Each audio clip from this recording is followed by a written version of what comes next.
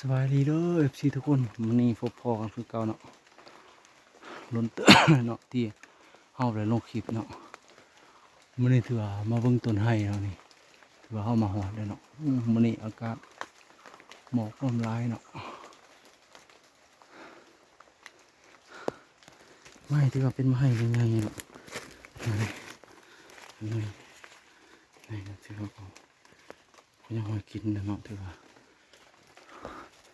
มากถือว่ายังท่านตกหลายเนาะคอยใหญ่สูง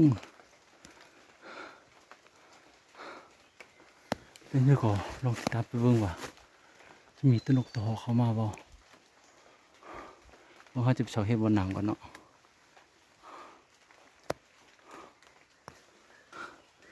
มากถือว่ายังท่านเป็นหลายเนาะ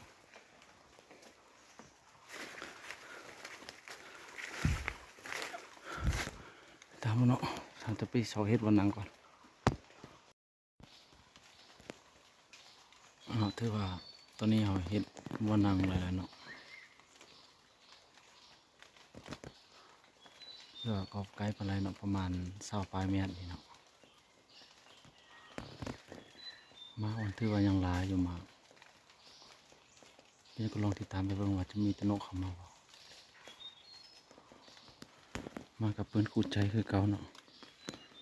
เฟกเตอร์คือเก่า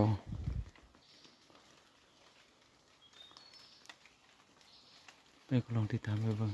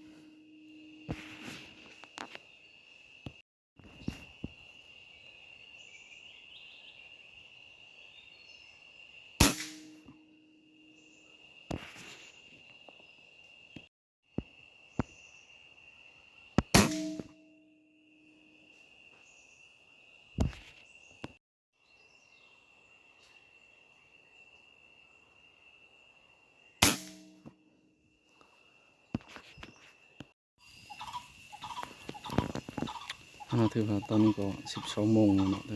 กำลังเฮ็ดกินเนาะถือว่าร้านตะนกเราเนาะ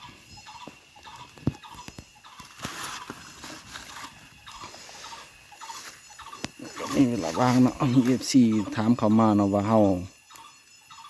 ตั้งลมแบบเท่าเลยเนาะคือว่า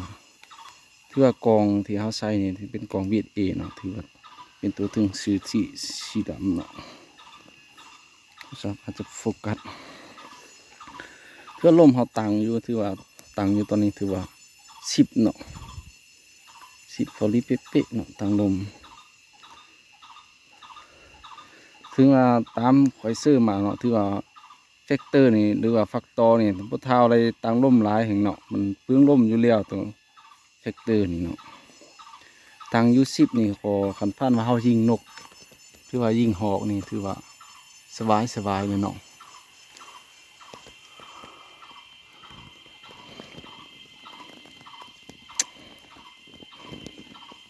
อยู่10พอดีเป๊ะ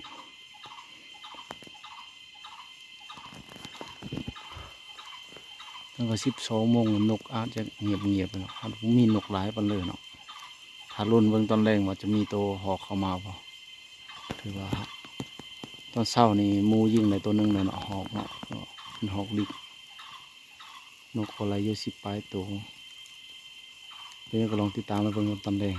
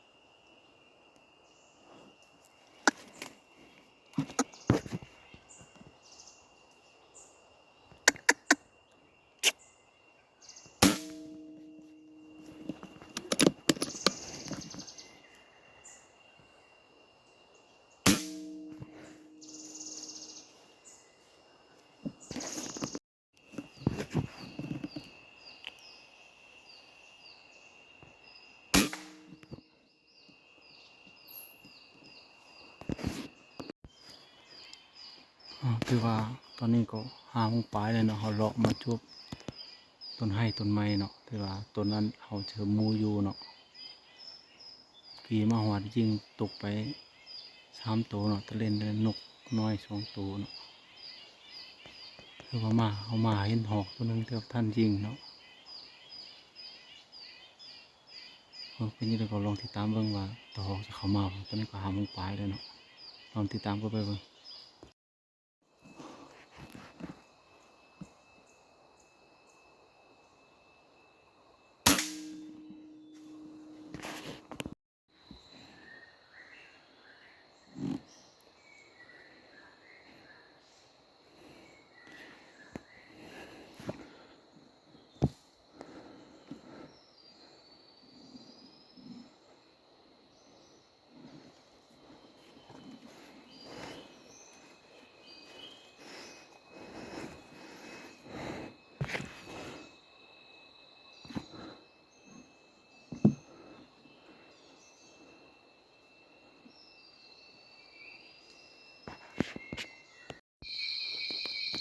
ถือว่าสรุปผลงานมื้อนี้ถือว่าได้หอกอยู่6ตัวเนาะนกถือว่าได้เฮาไปยิงก็หันให้อันเนินที่ว่ายิงสลาเนาะบ่วงเก็บไหลมันเป็นหินโคเคย่านหินกิ่งใส่ถือว่าก็โอเคอยู่เนาะก็พอไหลอยู่ถือว่าเฮาไหล2ตัวแล้วเนาะหอกเนาะถือว่า4ตัวแล้วหมู่ไหลเนาะขอบใจเด้อ FC ทุกคนที่เข้ามารับชม